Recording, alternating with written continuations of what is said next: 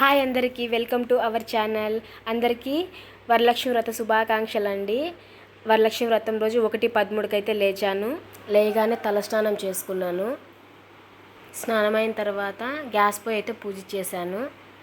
ఇక 1 by 1 వరుసగా చేస్తూ వచ్చానండి. రవ్వ లడ్డు, బాదుషా అండ్ పూర్ణం బూరెల కోసం పిండి అయితే రుబ్బుతున్నాను.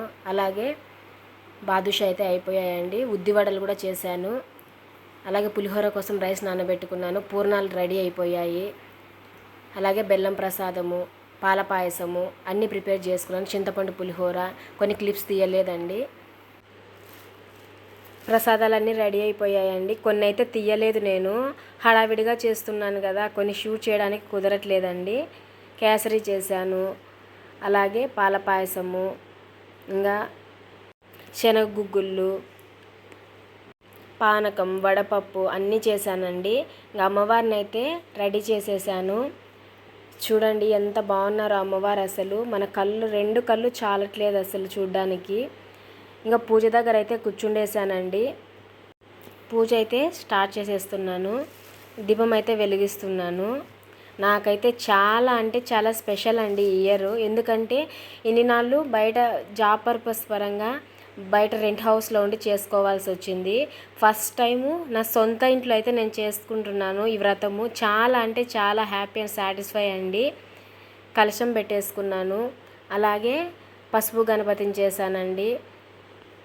సెల్లు పక్కన పెట్టేసి శ్లోకాలు పెట్టేసుకొని, మనకి మంత్రాలు తెలియదు కదండి, సో యూట్యూబ్లో అయితే ఆన్ చేసుకొని మొబైల్ శ్లోకాలు పక్కన పెట్టేసుకొని మనసులో చదువుకుంటూ అయితే పూజ స్టార్ట్ చేసేసాను. టెంకాయ కొడుతున్నానండి. చాలా అంటే చాలా టెన్షన్గా ఉన్నింది. ఎందుకంటే మా సారు డ్యూటీకి వెళ్ళాలి, 7 కల్లా వెళ్ళాలి. ఆయన వెళ్ళేలోపు నేను ఇన్ని ప్రసాదాలు రెడీ చేయగలుగుతానా చేయలేనా, ఆయన ఉండంగానే మొత్తం కంప్లీట్ చేయాలి, పూజ కంప్లీట్ చేయాలి, ప్రసాదాలు అమ్మవారికి సమర్పించిన తర్వాత మా ఆయనకి పెట్టాలి. సో నేను ఎలాగైనా సరే ఈ వ్రతాన్ని సక్సెస్ఫుల్గా నేను కంప్లీట్ చేయాలని అయితే అమ్మవారి ఆశీస్సులు నా పైన ఉండాలి అని అయితే నేను కోరుకొని స్టార్ట్ చేసేసాను. మొత్తం అయితే ఫినిష్ అయిందండి. మా హస్బెండ్ ఉండంగానే మొత్తం చేసేసుకున్నాను. పూజలో కూర్చోకముందే చేతికి తోరణం కట్టించుకున్నాను మా సార్ దగ్గర. అలాగే ఆయన బ్లెస్సింగ్స్ తీసుకున్నాను. తర్వాత పూజలో అయితే కూర్చొని పూజ స్టార్ట్ చేసేసాను. నేను ఈ వ్రతం కోసమనే చెన్నై నుంచి వారం ముందు వచ్చేసానండి. అన్ని పూజ ప్రిపరేషన్స్ అన్నీ చేసుకోవాలి కదా, ఇంట్లో వర్క్ ఉంటుంది అని అనేసి నాకు తెలిసిన పద్ధతిలో నేనైతే చేశానండి వ్రతాన్ని. తప్పొప్పులు ఏమన్నా పొరపాట్లు ఉంటే అమ్మవారే క్షమించాలి. పసుపు గణపతికి అయితే అక్షింతలు వేసి పూజ చేస్తున్నాను. ఏదో తెలియని పాజిటివ్ వైబ్ అయితే మనకు వచ్చేస్తుంది వ్రతం చేసుకునేటప్పుడు. పూజ అయితే అయిపోయిందండి. అయిపోయిన తర్వాత ముత్తైదుల్ని ఒక 9 మందిని పిలిచి అయితే నేను తాంబూలం ఇచ్చుకున్నాను, వాయనము. అలాగే మా పెద్దమ్మ అనేసి ఇక్కడ పక్కనే ఉంటారు, పెద్దమ్మని కూడా పిలిచాను. తన బ్లెస్సింగ్స్ అయితే తీసుకుంటున్నాను. అందరినీ వీడియో తీయడానికి నాకు కుదరలేదు, సో జస్ట్ వాళ్ళిద్దరిని మాత్రమే తీశాను.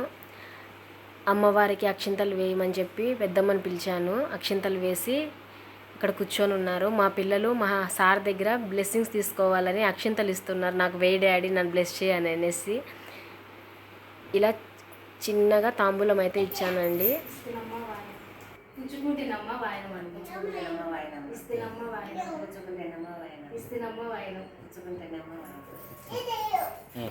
చాలా అంటే చాలా హ్యాపీ అండి.